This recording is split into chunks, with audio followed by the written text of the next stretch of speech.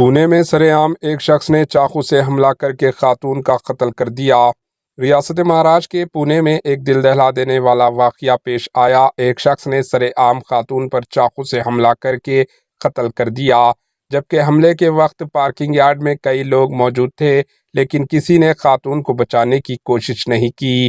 28 سالہ خاتون کو کمپنی کے پارکنگ یارڈ میں اسی کے ایک ساتھی نے چاقو سے وار کر کے قتل کر دیا۔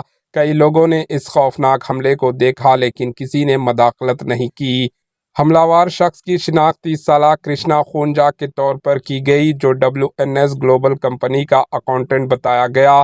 پولیس کو بتایا کہ اس کے ساتھی 28 سالہ شوبھا نے اس سے کئی بار والد کی بیماری کا بہانہ بنا کر رقم ادھار لی تھی۔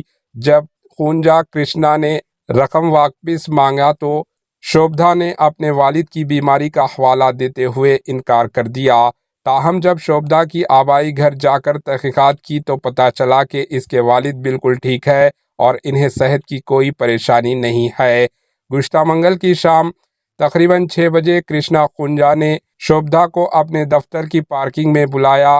کرشنا نے رقم طلب کی تو شوبھا نے مابینہ طور پر انکار کر دیا، جس کے بعد کرشنا نے اس پر چاقو سے وار کیا۔ پارکنگ میں موجود کئی لوگوں نے کرشنا کو شوبھا پر وار کرتے ہوئے دیکھا، لیکن اسے روکنے کی کوشش نہیں کی۔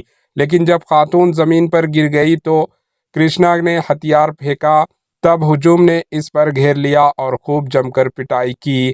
حملے کے بعد خاتون کو فوری طور پر اسپتال منتقل کیا گیا، جہاں ڈاکٹروں نے اسے مردہ قرار دیا۔